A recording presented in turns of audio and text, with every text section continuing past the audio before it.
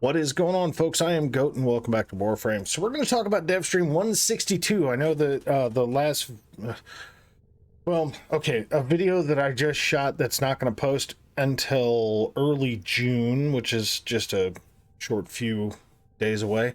DevStream 162. You know, I talked about the bug frame thing, and I talked about the Eximus problem as far as the Eximus for low-level players and so on.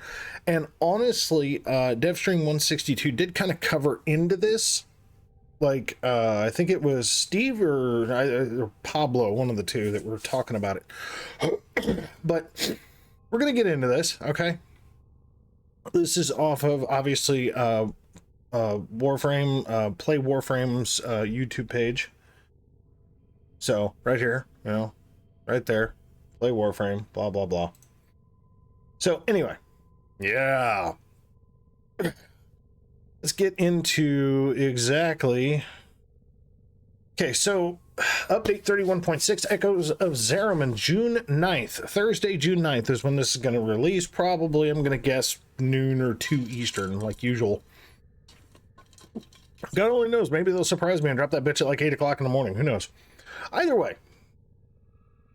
So there's more stuff in Cavallero. As I suspected, they were going to drop stuff and just be like, "Here, go grind this shit out." No, you know, stick me in the button and tell me I gotta go do more work. It's all right.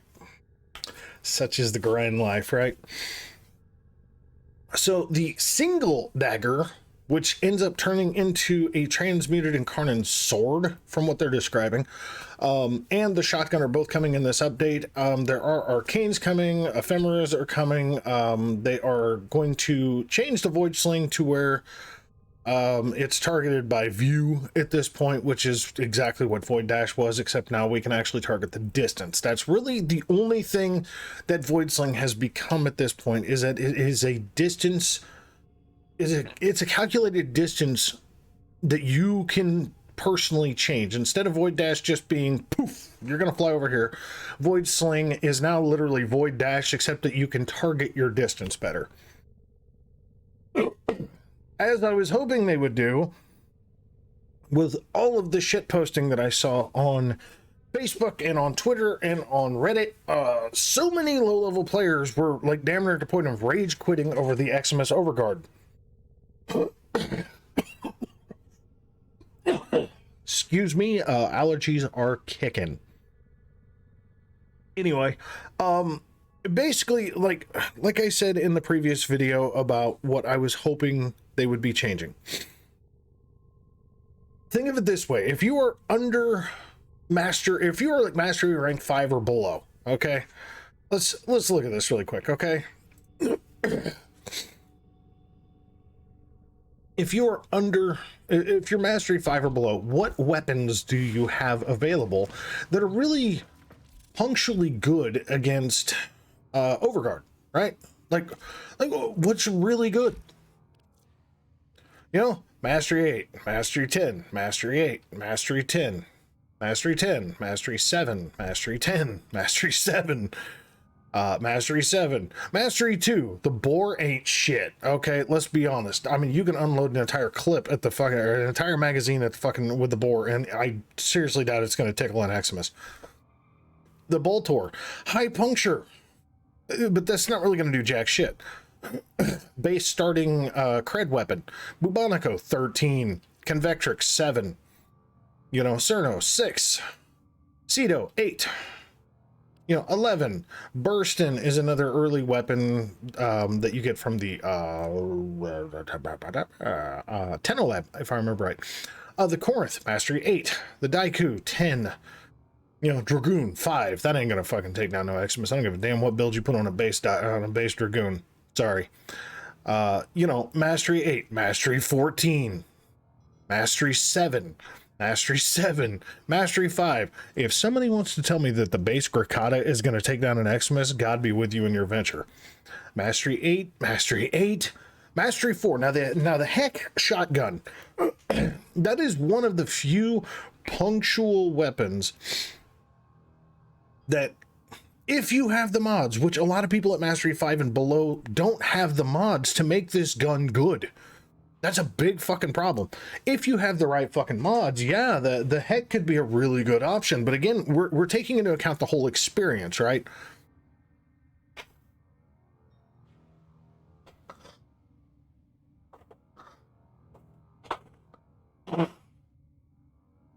I'm very sorry about that. Yeah. Very sorry about that. But out of the Mastery 5 and below primaries, the heck is probably a very good option. The Heme is Mastery 7. You know, the Hind is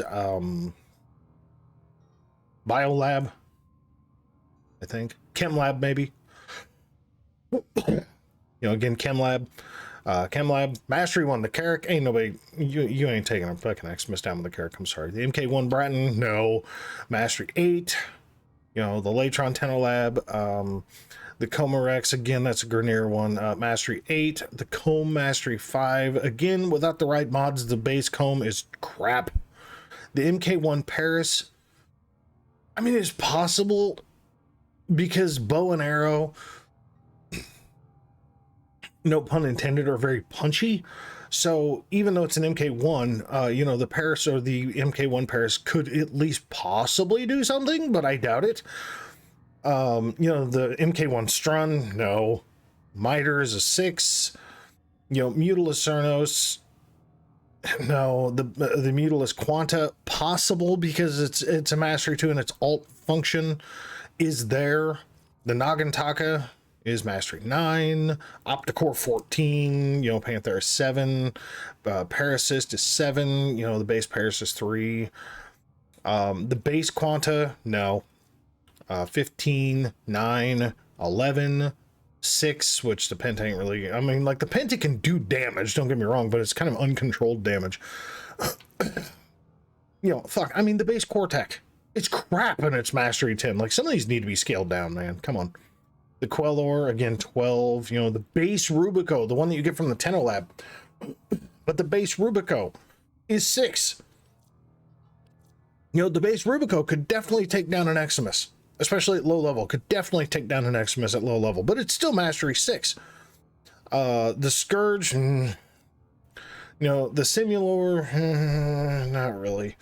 The base Strun, no. I just don't see it. Stradivar's 8, Stultus 10, Soma's 6, the Sobek is 7, the Cerberus, that's another good option. It's a single target weapon, but it's a very, very punctual, you know, lever action rifle, so it could possibly do something. But we're talking Mastery 10 for the Tenora, Mastery 3 for the Tetra. Now, without a Riven mod or having more in-game, you know, higher level mods, again, Mastery 3, ain't nobody Mastery 3 gonna go fucking galvanize mods and shit like that without plat buying them.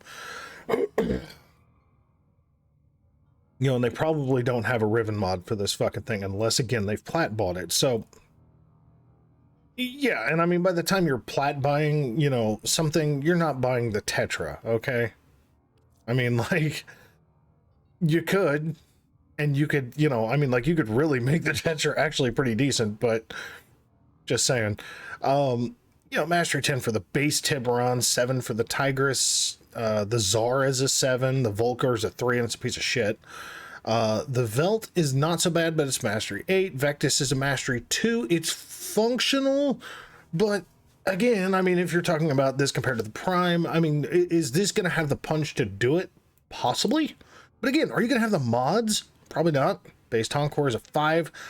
This is literally, okay, Mastery 5 and below. The Tonkor is literally the only true AoE primary that you can get.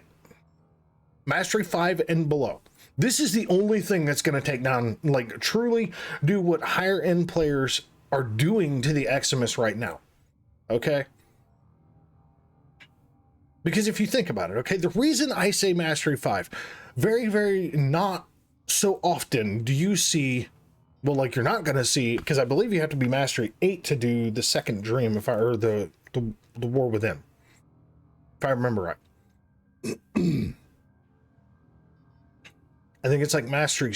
I don't even remember what the mastery level is required, but I believe it's mastery 8, because I mean, you got to be all the way up at fucking Pluto or some shit, or you have to open up the Eris Junction or something like that. I don't remember, but the War Within is where you can actually start functionally using an operator. Okay, and the operator is supposedly the thing that's supposed to be able to help down with the Eximus and their overguard shield, right? Well, right now we don't need that. Okay, we don't. We literally don't. You just need a fucking AoE weapon to just blast a bejesus at them. Even with shit mods, the Tonkor has enough AoE to fucking, you know, give you a little bit of distance, let you judge the fall off of the fucking thing, because it is like shooting, you know, an old thumper off of Modern Warfare 2. But the Tonkor is literally like the only AoE style primary at Mastery 5 or below. You know? So it's like, anybody Mastery 5 and below, they just don't have the shit needed to really take down the Eximus, which is what I was seeing a lot of. People were saying that their weapons just could not damage them, and I'd seen videos. People just fucking unload whole fucking mags on motherfuckers on Eximus. Like, you get 2 or 3 Eximus running on, you know, a defense, and somebody's trying to do rotational cycles on a defense. Well, after, you know, wave 5, you know, do you choose to go again? Yes, you choose to go again. Wave 6, fucking 3 goddamn Eximus show up, and all of a sudden you can't fuck kill them. You know, so you've got to basically abort mission or fucking die, or lose the defense target and fail. I've watched a dude for 20 fucking minutes and run out of ammo. He couldn't take fucking Eximus down, and he was like a Mastery 3. So it's like, dude, something's gotta give with this. So yeah, they're going to be rescaling the Eximus and Overguard changes to assist with lower level player content, which is good. Zeraman changes and Loke Surges. Loke Surges, if I remember correctly, are just a new mission type. There's basically a new bounty in there for that's a little bit easier for some of the lower level people that have just squeezed through. And they say much, much more because of course TennoCon's getting close and everything else. But I mean, what do we take away from this? Well, let me figure out if I can pinpoint. I don't give a shit about the artwork. So that's the shotgun. They don't actually, excuse me, they don't actually show it in game, but that's the shotgun. I'm honestly more interested in it than I am the dagger. But this is the dagger, and then it's sword-esque look. So that's the dagger with Rhino right there. Okay, let me see if I can find it. Oh, we don't give a shit about all this fashion shit.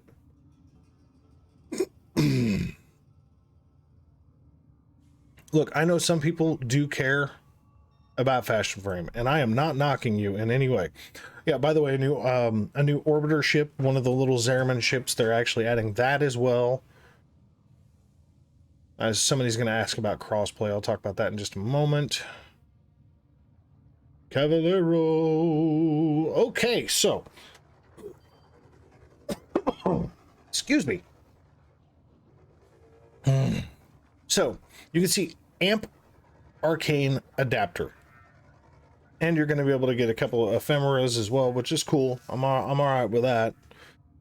I do think that some ephemeras can potentially make things look kind of neat. You know, I don't mind ephemeras so much.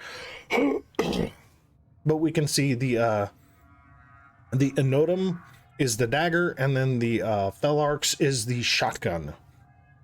So I'm assuming that the Enotum is more priced like the Latum, which is okay by me because I have more than enough fucking void quills and pinions to buy both of these at this point, which is cool. Excuse me. I really do apologize, guys. My throat is just being... I've got the drainage going on.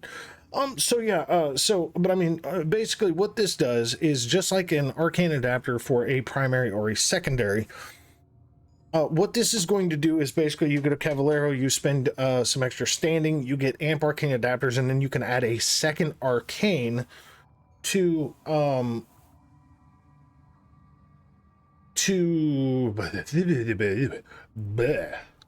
you can add a second amp slot or a second arcane slot to your amp. Now, here, hold on. He's going to be bringing a pile of new arcanes, as well as the final two for the ones we've shown you of the incarnate weapons. So the Inodem, which is the dagger that turns into the. Shit, actually, they just showed the price here. Fuck yeah! He's going to be bringing a pile of new arcanes, as well as the final two for the ones we've shown you of the incarnate weapons. So the. Yeah, 1 Void Plume Pinion, 10 Void Plume Quill. Got that. Inodem, which is the dagger that turns into the longer blade, and then the 1 pinion, 15 quills. There's no way that's right. There's no fucking way. Because I've got like, I think 27 pinions and like 53 quills right now. Boy, if that pricing's right, I'm fucking set. Fellarks, which is the shotgun that will maybe, well, you can probably screen cap that, but I guess it won't be much of a surprise. But those I think there's 5. There's 2 amp ones, 2 Warframe ones, and the secondary yes. one. Do you want to talk about the arcanes, and I can? Yeah. First up of the new. I'm gonna do. Just go in the order you have there. Just go in the order. Okay, we got Eternal Onslaught. All right. Which is our new one. This is an amp one. As you can read it. On energy depleted, plus 210% critical chance for 8 seconds. See, this I like. Okay. Plus 210% crit chance for 8 seconds. So basically, if you're a Matter Eye runner, which I believe they talk about, I don't recall. If you are a dedicated Matter Eye school runner, which is fine if you are, because Matter Eye with its rework, although the cooldown time does kind of suck, at least they improved that from the initial outreach. But if you run Matter Eye and you sacrifice all of your energy for Void Strike, okay? On energy depleted, that's not your amp energy, that's your, like, this is what goes on your amp, but it says on energy depleted, so they're talking about your operator, you get a 210% crit chance. So if you're running Void Strike, you're already getting a massive fucking energy output for 6 seconds as it is. But now you're getting a 210% increased crit chance for 8 seconds. So you cast Void Strike, deplete all your fucking energy, boom. You got a massive amount of crit plus damage output from this arcane. That's actually very good, especially for like some Eidolon hunters. Holy Christ. I got a feeling some Eidolon hunters are going to dig the shit out of that one. So you can put that on your amps. Yeah, this one is pretty good for like synergy with like Matter Eye, for example. You have you use the Void Strike and then you run out of energy. I skim this, okay. A whole bunch of crit. Yes, you love more crit. And our other amp one is the Eternal Logistics, and this one is for on your there you go, on Void Sling, plus 72% ammo efficiency. This I like. Okay, so like I waited until their dev stream was almost over because I didn't sleep very good, so I woke up late, so I caught this while it was streaming live on YouTube, and that's actually where we're at right now, is that I'm literally paused the live stream, and I'm just back and forth through it. So anyway, so on Void Sling, 72% ammo efficiency for 8 seconds. Here's what I like about this. The Clamora, okay, or the, what is the other one? Two of them. Hello, your job. I always forget amp prism names. The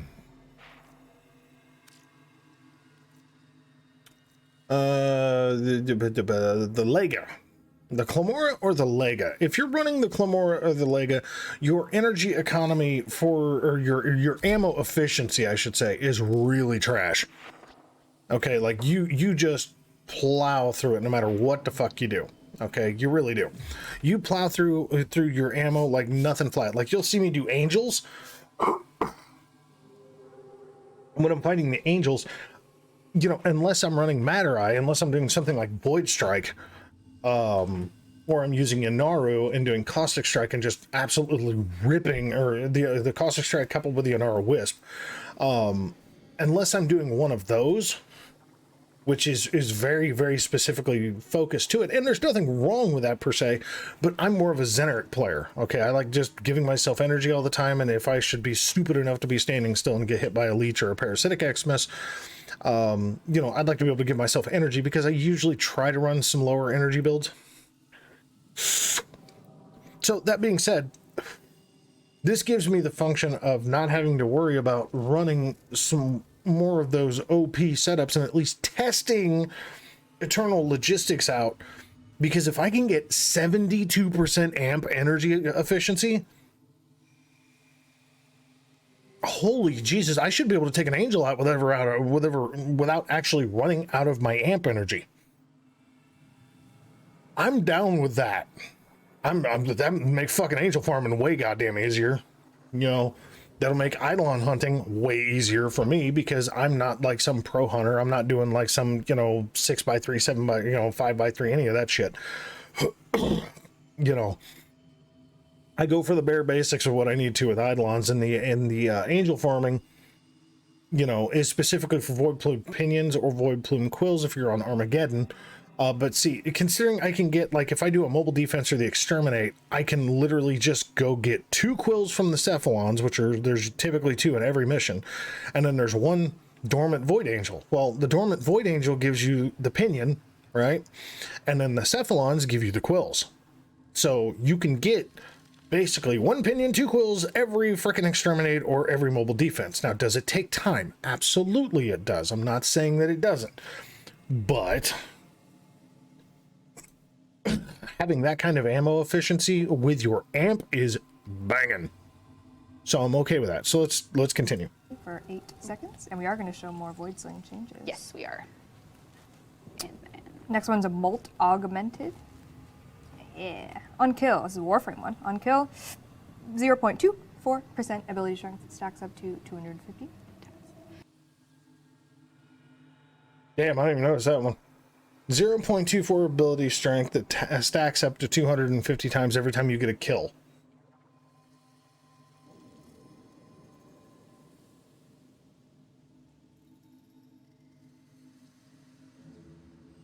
That's kind of bullshit. So you get 250 kills, gives you 60% ability strength for an arcane slot. And to grind that out for 21 arcanes, that's kind of horseshit. That's kind of a bullshit arcane, honestly. 60% ability strength. I mean, if you've already got like an OP ability strength build anyway, 60% ability strength isn't going to really be a whole lot. But if you've got something that kind of has a requirement for more ability strength, I mean, I guess grinding out for that and getting 250 fucking kills to cap out at 60%, that just seems a little excessive, but whatever. yeah, so you're just going to be hopefully doing a lot of killing and then keeping your strength up, keeping your stacks going. Yeah, it's meant more for like long-term, longer missions. So as you basically get kills, we'll build it up, or you can get something that's, you know, starts a little. Either like for shorter missions, you can choose a different augment that's a little more. I guess I kind of understand that, like endurance runs, maybe. For the other amp one, I think like one of the main things I was seeing, like some of the amps, I think is it called Kloptra? The Clapjaw, that's 7, I believe. Yeah, I think that's one more, of the most used, one of the most used parts for amps, and that one has quite a bit of ammo starvation, so it works really well Right. with this one. Just void sling, and you got like a whole lot of ammo, and then void sling like every few seconds, and you can kind of keep up your ammo much better. Yeah, so that will be, that's, and 1 more or 2 more? I've got 2 more. We got Molt Reconstruct. Ah, yes. Heal yourself and allies 10 health. Like I said, I can't read, so okay, there we go. 10 health for each point of energy spent on abilities. So you're just Right, and so Heal yourself and allies 10 health for each point of energy spent on abilities. So obviously that's going to be affinity linked, I'm sure, because it doesn't say it, but I'm assuming that is probably going to be as long as you're in affinity range, because I can't see how they would cover an entire fucking map if you've got like a scattered group running in a survival, which does happen. Excuse me. I mean, that's kind of cool if you know, excuse me, 10 health for each point of energy spent. So if you do a 100 point cast, let's say you do Mag's Crush and you don't have any streamline or anything like that on there. Okay. So that's what? 1,000 health. So yeah, I mean, you could basically max heal if somebody's super fucked up. My math might be fucked.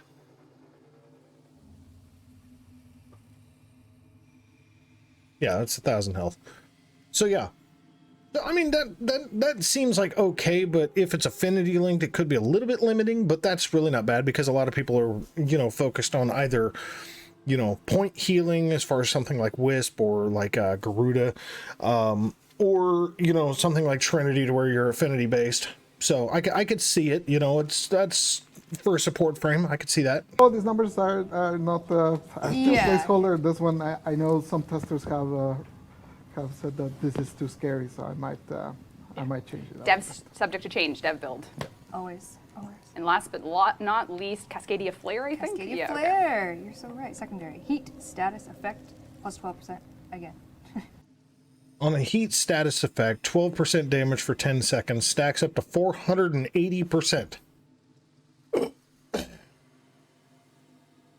That sounds rude. Oh, yeah? Okay. So for those running something like the Kuva Ogress or the the Ignis or the Ignis Wraith, where you're more apt to run more just pure heat, because pure heat builds are just damaging as fuck. Not to say that comboing them isn't, but something and that's not implying status proc, by the way. Okay, this isn't implying status proc. This is just saying on status effect. So you're talking that's on a heat status effect, 12% damage for 10 seconds. So as long as you keep that stack going, so for something like the Ignis Wraith is entirely possible, stacks up to 480%. So that is 5,760 additional base damage. Now, the problem is that's on a secondary. So something like, a heat-based Tennis Cycron, that would be really good because you can get a lot of kills with the Tennis Cycron. It changes from enemy to enemy to enemy, and you can hit a lot of people. And I'm not even talking about kills per se, but you can get a lot of heat status effects off of the Tennis Cycron, especially if you go a heat base. So I don't know why they would pick a secondary for that, because that doesn't really make any sense. A primary would actually make a lot more sense, but okay. Kind of is what it is. So let's keep going. Placeholder. Damage. That's a lot of damage for a secondary, though. 80%. Yeah. So you can get yourself a ride here. And with the amp ones, there's one thing we should mention. So right now, your amps only have one arcane slot, but we are giving you an item that Cavalero will sell where you can add a second slot for you to apply 2 amp arcanes. So if you have an amp you really like and you want to invest in it, you can come grab the amp arcane adapter, and then you'll be able to double 20,000 standing. So, that's not bad. For instance, if you like both of the ones we showed you today, well, just put one of those in and you can use them both. So if you want this one. So yeah, so they're not doing both. They're not doing the operator and the amp. I think they really should, but whatever. What else do we got? Oh yeah. So this, much like is it Ticker? I forget who it is on Fortuna. Like Little Duck you can do this with, but I'm just the base syndicate. They're basically introducing a quality of life function of basically if you have too many void plumes and you can't really use them anymore for shit other than standings, you can take, extra stuff, or not void plumes. If you have extra shit like the Entrati Lanthorn or, a shit ton of extra alloy or anything like that, you can get extra void plumes to get yourself standing. So much like Ticker with his debt bonds, same kind of premise. So I do like that. That's an easy way, so you don't have to do the long grind farms. You've got the excuse me. They're adding another bounty that's actually an easier bounty, which is cool. Hold on, do they show it here? That's the... Hold on, what is that? Steal new strength, blah, blah, blah. Find and activate one Loke Surge. That's the new thing. So they show it in here somewhere.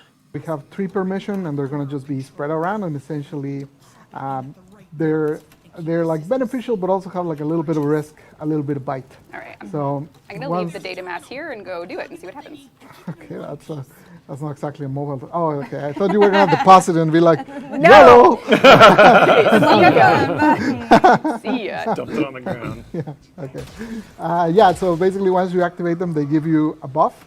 Right now we have 6 different buffs, and they're like different stuff. So for example, there's like infinite ammo, or like, infinite energy, guaranteed crits with red guns. Then there's some that are like not limited in time, but like that last a long time. So for example, I think there's like pick up health orbs to gain 25 max HP for the rest of the mission. So if you can sort of coordinate that with the Necros, for example, you can get some pretty crazy numbers. So you see the little hand there, and the icon changes based on what the buff will be. And don't worry too much about the presentation. There's still a few things that we're working out. And that's pretty cool. And give me just a second, be right back. Sorry about that. Had a phone call I had to take. So anyway, yeah, I like the idea of this this Loke bit here. I think it's pretty interesting. Helps give buffs. I mean, especially, at least in my opinion, the way it looks like the whole infinite ammo or infinite energy, or 25, just the different buffs that it could possibly give you. It really makes endurance running this stuff a hell of a lot cooler, in my opinion. Yeah, it really does. I think it truly makes the more duration style run of people trying to farm this crap a hell of a lot easier. Loke Surge, that's what it was. Fucking says it right there on the screen, Loke Surge.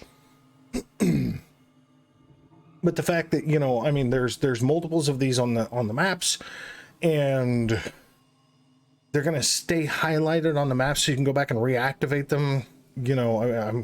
Yeah. So I mean, I think that's pretty cool. The Void Cascade, they do talk about the Void Cascade in here. They're talking specifically about the Void Cascade, about your abilities not debuffing whenever you jump into the Void Bubble, which is good, because players like, let's say players like Neja, you've got your Warding Halo, you've got a good stack built up, you hit that bitch and poof, gone. Players like Revenant, you got, the Sentient Armor up, poof, gone. Rhino, Iron Skin, poof, gone. So on and so forth, that kind of thing. When you've got a stacked build, like Gara with her armor, things like that. I mean, granted, Gara's is based on duration, so that's a bit of a problem. But when you've got, like, pure stacks built up on certain abilities and things like that, and then you're doing these Void Cascades, and then all of a sudden you lose the stack that you've built, especially if you're on the Steel Path, that's really fucking annoying. Okay, it's really annoying. So I'm glad they're fixing that. They talked about, some of the new TennoCon stuff that's coming up, as far as the new deluxe skins and things of that nature. Where are we at here? Like I said, I literally skimmed the majority of this. I think this is where they were talking about the Eximus scaling. Now they're still doing the Loke Surges. Sorry, I'm just skim. Hold on, what are we looking at? Oh yeah, there was a thing I heard them talking about in here about the arcanes that I thought was interesting. Game, yeah. That's like Yeah. beginning of time. Since the age of dinosaurs. Code, yeah. I actually wanted to show something regarding arcanes. I don't know if this is all making the Echoes of the Zariman update, but I hope. this is just something that's coming, so I want to make everyone aware of it with arcanes. So right now, arcanes have often 3 attributes to them. So if we take the example of Arcane Fury, oops, I can't type, can't see, everything's fine. If we take the example of Arcane Fury, at max rank, we are dealing with a 60% chance for 180% melee damage for 18 seconds. So if you have an unranked one, which I guess I can just break down, or I can just look at the chart here, you're going to notice something here. If you look on the live build, there's 3 stats that are kind of at their floor when you have the first rank of Arcane. And we're changing this almost for every Arcane. It's mostly for the old school ones. Old. Like most of the newer ones were already like this. Like all of the Saruman ones were already like this. Essentially, we don't want all 3 stats to go up with the rank, because then the lower rank essentially is too weak. So most people will never really use one when it's at rank 0 or rank 1 because it's too weak. So with this now, only one of the stats will increase every time, and all the other stats will already be at the level of the ceiling, essentially. Yes. So that way, basically all of those arcanes that you might have from especially the ones from like the original batch, Yes. those now basically at base are stronger, but at max are essentially what you already see on live. So that wasn't changed. I think it's a lot. I think it was like 45 or something that we're changing. I think that's why I'm like, I'm not sure if it's every old one, but it's close, and I'm also not sure. Most of it is likely coming with 1.1 patch notes. We'll have final details. Just be aware that this is something that's happening. Yeah, so basically what I'm seeing is like your percentage chance is going to stay at its ceiling. The time frame is probably going to stay at its ceiling. I'm assuming this is the style of change that they're going to make to each one of these. And then the buff itself from the arcane is what's going to increase, which, I mean, if we look at arcanes in general, okay, if I would actually click on the right fucking screen, if we look at arcanes in general, we'll do the same thing, go to the mod bench.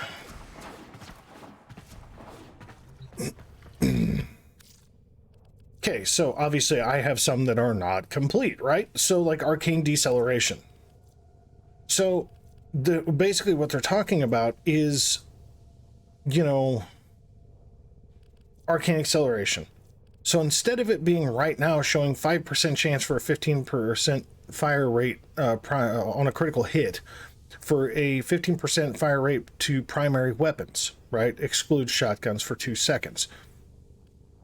If I'm gathering what they're showing as being at least loosely based as the gospel, we'll just be honest about that, loosely based as the gospel, then we're talking about basically you're going to maintain the 30%, you're going to maintain the time frame, and the fire rate itself is what's going to grow as you get more arcanes.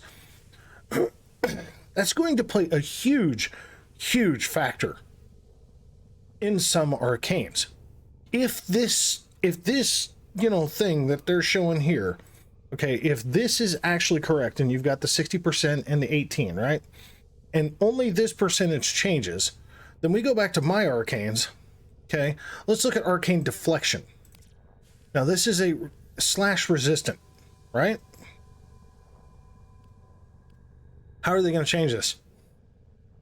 I'm assuming they're going to add, excuse me, some level of resistance. Like, you know, 100, you're going to have 102% chance to resist so much slash damage. I'm guessing because, you know, like, because the initial arcane deflection is pretty fucking weak. Okay, like you still get slash proc pretty often. You know, it's not until like basically rank 4 on arcane deflection when it's like, you know, okay. Arcane energize is another one. So what if you get the 60% chance with a 15-second cooldown, and the only thing that you're stuck with is to replenish 25 up to 150? Well, if you get 100 or a 60% chance and a 15-second cooldown on arcane energize, but you're still guaranteed to at least pick up 25 energy whenever that bitch activates, that's a hell of a lot better, because a lot of people have a rank 1 at this point. Sorry, they have a rank 1. So, I'm sorry, a rank 2. No, it's a rank 1. So a lot of people have a rank 1 right now. So you're talking about a 60% chance to get 50 energy every time this bitch activates. That's pretty fucking solid. Arcane Grace is another one a lot of people have rank 1 on. So again, you're talking about a 9% chance to get 2% health regeneration per second for 3 seconds. Well, 9% is better than 3%. And even though Arcane Grace seems like it doesn't do very good, it kicks in quite a bit. Because it's basically every time your health gets damaged. Yeah, so that's pretty good. You know, it's the resistant arcanes that I'm curious about. Arcane Nullifier, you know, again, very basic, 102% chance to resist magnetic. Granted, this is a common drop. You can get this from Terrorists. You can get Arcane Deflection from Terrorists. You can get Arcane Healing from Terrorists. You know, Arcane Momentum, all sorts of the, you know, Arcane Pistolier and Oh god, arcane tanker, things like that. Those come from arbitrations. You know, arcane strike, that comes from you know, I mean, a lot of these come, pretty much all these except for the newest ones and the Exodias. You know, a few of the more niche ones like the operators and amps and things like that. Your basic Warframe arcanes come from the Eidolons or Orphix missions, which Eidolons are, even though the drop rates are atrociously bad, like you're guaranteed you're going to get, you know, an arcane from every Eidolon you take down. It's just a matter of what kind of arcane is it, what arcane is it, and what's the drop table to that arcane, or to that Eidolon. So I'm curious exactly, because they're talking about 45 arcanes, and there's 98 in the game. That's like just under half. So I'm okay with that. It's interesting. Overall, I think my only letdown with this, I mean, I'm glad that the fact that, you know, this is coming June 9th. So this is literally coming in, because I'm recording this May 27th at 4:25 p.m. So this is coming in 2 weeks. From the point of me recording this video, this is coming in 2 weeks. And I'm actually pretty damn happy with that. I don't know why I just accidentally hit that. And it was just where I was aiming. Yeah, that was weird. So, you know, I'm pretty happy with that. The only thing that I find to be a little annoying is the fact that they were talking about doing an operator arcane and an amp arcane, and now they're only talking, they're like adding some Warframe, a couple of Warframe arcanes, they're adding a secondary arcane, and then a couple of amp arcanes. No operator arcane. I think that's, I mean, granted, the operator rework is good because now the operators have shields, so there's that extra layer of security, you know, the operators have more health, so that's good. And, you know, I'm a fan of this to a point, but it's like, I really think that, you know, their idea behind adding an extra, because we can't mod operators, right? Like, the only thing that we can do is work the focus school and get the waybounds, you know, unlock waybound abilities to help buff the operator. That's literally the only thing we can do to help buff the operator right now. So if we're not going to be allowed to mod an operator, which the operator is a human being to where the Warframe is a bioengineered, you know, thing. So yeah, I mean, if we're not going to be able to have the function of modding an operator, why not have the third arcane slot, right? We've got the focus school waybounds that help. We've got, you know, 2 arcanes as it is to help the operators function. Why not give the third just to give a little bit more survivability, especially if we're going to maintain your operators down 4 times and your fucking Warframes down. That's more on the annoying side of things, of what the fuck. So I'm like, for me personally, and this isn't like a massive gripe, but I really wish that they would dedicate to actually giving the operator that third arcane, because I think it would just be that much more survivability for the operator, especially for endurance players. Like, I'm not an endurance player. I've said it time and time again, I'm a little too much, you know, a little too ADD to try to stick to running, you know, 3 or 4 hour missions. I've only done it a couple of times. So, I mean, it's just not what I do. Excuse me, God almighty. There was one more thing I was going to talk about, and it just right out of my fucking head. There's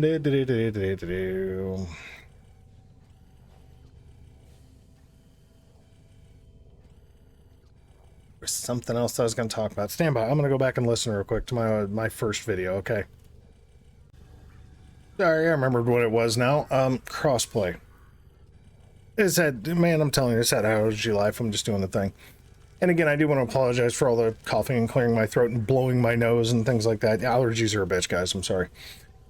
Crossplay. Now, they did speak on crossplay. So basically, what they said in the last dev stream, because everybody's asking about it, is that when you go set up an account, so just for example, you know, my account is named Goat80. Now, you're talking about PC, PlayStation, Xbox, Nintendo Switch, and mobile eventually, whenever the fuck, if that ever happens. So at least 4 platforms, possibly 5. That being said, what is the likelihood that somebody across 5 fucking platforms, take away PC, so 4 other platforms, might use the name Goat80? Hence, one big ass problem that they're having is that this game very much is reliant on not just your email login, but your game name. Okay.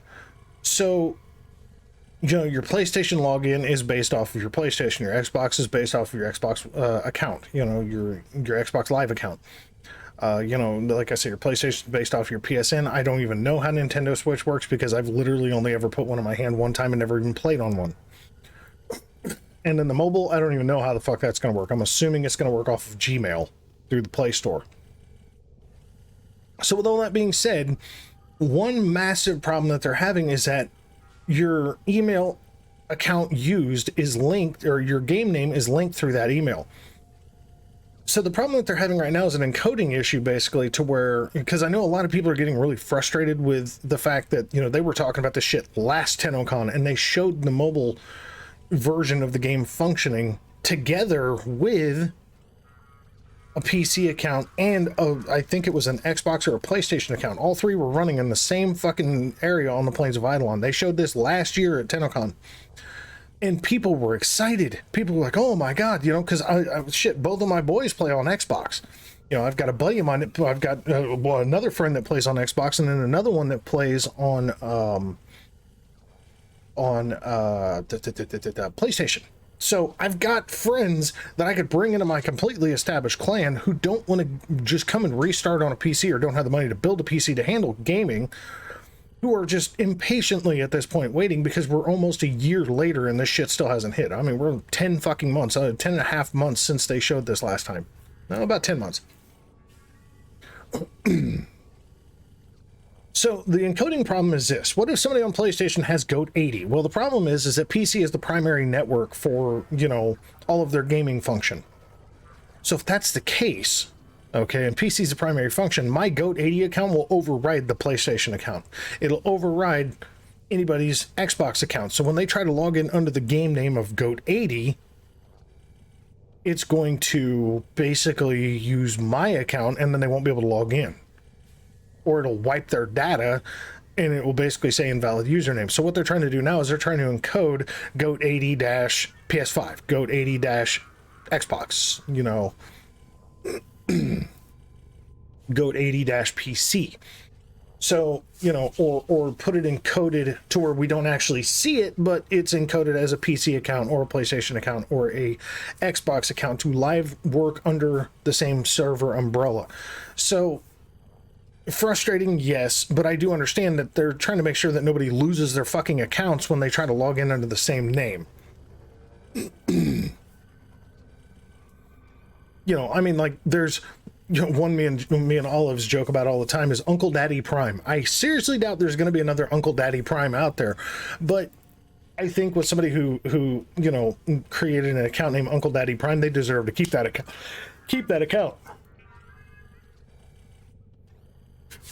And not have problems with it. So yeah, so crossplay is coming. They're working on a fuck ton of background encoding issues so people don't lose their account information. And I can understand that. I really can. I can wholeheartedly understand how that would be a massive fucking thing to overcome, especially since this game was initially released for PC, you know, and it spread to, you know, consoles. It kind of is what it is at this point. Like, you know, you understand that, you know, there's tons of console players, there are tons of PC players, you know, so you want to make sure that everything seamlessly fits. Now, the problem that I still foresee is that when it all comes down to it, I think the ping, for the few that don't understand the ping is the latency ping, your internet latency ping. So people that run Wi-Fi, unless you've got one hell of a game Wi-Fi, you know, Wi-Fi adapter for both your PC and from your modem, your ping is not going to be as good as a direct contact. Like my PC is running on a direct Ethernet connection, so my ping is very low. Like my average ping is like 7 or 8. So it's a really, really, snapshot kind of ping. I've seen people screen sharing their Nintendo Switch ping as being 300. That's a problem. So if I'm linked up in a lobby with somebody who has a 300 ping and they're the host, holy Christ, is that gonna suck. And unfortunately there are some consoles that are the same way, because you can run direct Ethernet connection to, I think, pretty much any console except for Switch. Or I guess technically you could find a way to run Ethernet to a phone, but I don't know why you would. Anything that's based on a Wi-Fi is going to have a lesser ping unless you really, really, really bump the shit out of your stuff. So, with that being said, it's kind of a problem, So, that's going to be another issue that we're going to run into. I personally believe once all the crossplay is, crossplay and cross save is actually released, is that I really foresee that there's going to be a bit of a hiccup with, the latency ping between systems. I think that's going to be a bit of a weird thing to run across. So it's one of those, basically, the person hosting should probably, especially if you're in your own clan, whoever's got the best ping should be the one hosting, just to save yourself the problems. Because yes, the load in time to the mission will be different for the lower or for the higher ping number of people, but at least the mission will start and it won't be having mission abort crap because of how bad the ping is. So might boot people from the squad and you'll just have to reinvite, but so crossplay cross save is coming, and I can personally understand, not even being a huge tech guy, that there's a lot that entails with taking a predominantly segregated game and turning it into a crossplay game like this, and cross save across a massive server base that's worldwide could be a little bit of a problem. So the only thing that I would say is actually do have patience. I personally think that they shouldn't have brought up shit about crossplay last year until they had a much more firm grasp of what it was going to do and how much more work it was going to take, because honestly now it's just people are getting pissed that it hasn't released yet after they said that it would. I think they jumped the gun with TennoCon last year with their excitement level of being able to do it, and then not understanding that, oh man, we kind of jumped the gun on this one, probably shouldn't have said anything yet. So, but either way, this has been my very, I want to say quick, but my quick-ish allergy-based DevStream 162 about the Echoes of Zariman. That's what they're calling it now, Echoes of Zariman. Everything's always the echoes. Echoes of war. Echoes of Zariman. Can we have echoes of goat? Echoes of Clem? Ha-ha! Man of few words. Clem! Echo! Clem, Clem, Clem, Clem. Either way, that's going to be it for me. I'm excited about what's coming. I'm a little irritated with a couple of things, but, overall, I can't really be too irritated because what they're trying to introduce is actually functional for a community base as far as the gameplay and so on. So we'll just see how it goes, and once it releases, we'll just kind of gauge and judge it from there, right? So, folks, thanks very much for watching. As always, we'll catch you in the next one, all right?